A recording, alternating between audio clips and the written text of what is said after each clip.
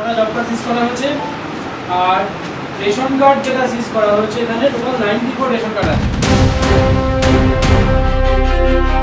হ্যাঁ, এখান থেকেই ভোটে কারচুপি করে 7 লক্ষ ব্যবধানে জিতেছিলেন ভাইপো অভিষেক বন্দ্যোপাধ্যায়।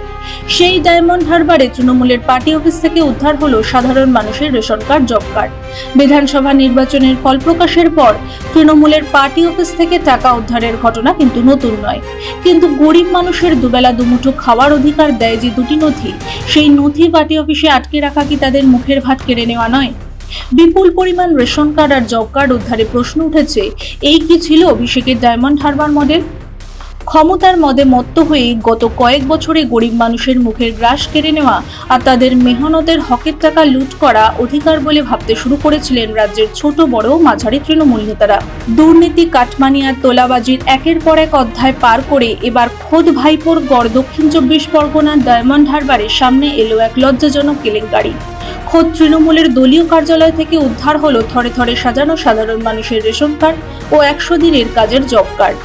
গরিব মানুষের আইনি অধিকারকে কিভাবে রাজনৈতিক ক্ষমতার দম্ভে বন্দী করে রাখা হয়েছিল, ডায়মন্ড হারবারের এই ঘটনা তার জীবন্ত প্রমাণ।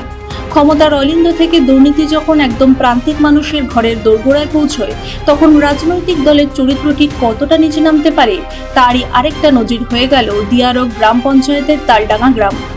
স্থানীয় সূত্রে খবর, কয়েক বছর আগে এলাকার এক বাসিন্দার জমি গায়ের জোরে দখল করে একটি পার্টি অফিস তৈরি করেছিলেন স্থানীয় তৃণমূল নেতা সুবিদ আলী লস্কর। রাজ্যের সাম্প্রতিক রাজনৈতিক পালাবদলের পর থেকেই জনরোষের ভয়ে এলাকার আর দেখা মেলেনি এই দাপুটে তৃণমূল নেতার। বন্ধ হয় তার পার্টি অফিসও।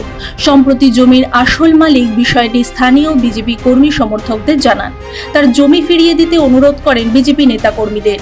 এরপরই বিজেপি কর্মী ও জমির মালিকের উপস্থিতিতে বন্ধ পার্টি অফিসটি খোলা হয়। আর অফিস খুলতেই চোখ চড়কগাছ সকলের। দেখা যায় তৃণমূলের কার্যালয়ের ভেতরে রাখা আছে বস্তা বস্তা রেশন কার্ড ও 100 দিনের কাজের জব কার্ড। খবর পেয়ে ডায়মন্ড হারবার থানার পুলিশ দ্রুত ঘটনাস্থলে পৌঁছয়।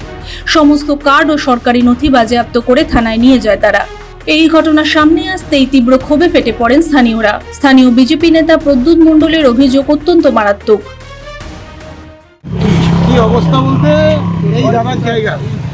এই যাদের জায়গা ওরা 2021 সালের পরে ওরা চোদ্দবস্তি দখল করে অবৈধ নির্মাণ করে এবং পার্টি অফিস করে।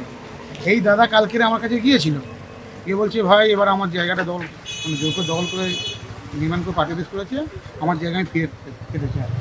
তা উনি আজকের সকালে আমি ওনার বাড়িতে এসেছিলাম, ওনাকে নিয়ে আমি এলাম। এসে আমাদের যত ভারতীয় জনতা পার্টির কর্মীদেরকে পার্টি অফিসে ঢুকলাম।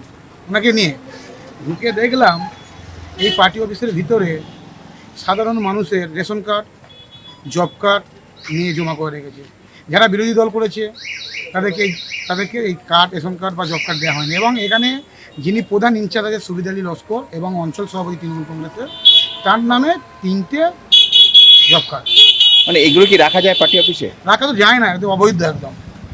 তাই এইটা নিয়ে আপনারা কি চাইছেন, কি করবেন? আমরা চাইছি অবিলম্বে এই যে অন্যায় করেছে, দুর্নীতি করেছে, আরও দুর্নীতি আছে এখানে ঘর নিয়ে বা একসঙ্গে কাজ নিয়ে, সেগুলো আমরা তুলে ধরবো। অবিলম্বে এই সুবিদ আলী এবং সুবিদ আলী যারা সেক্রেটারি আছে এদেরকে অবিলম্বে যেন প্রশাসন গ্রেপ্তার করে। অভিযোগ, এলাকায় যারা বিরোধী রাজনৈতিক দলের কর্মী বা সমর্থক ছিলেন তাদের রেশন কার্ড ও জব কার্ডগুলি তাদের হাতে না দিয়ে দলীয় কার্যালয়ে রেখে দিয়েছিলেন তৃণমূল নেতারা।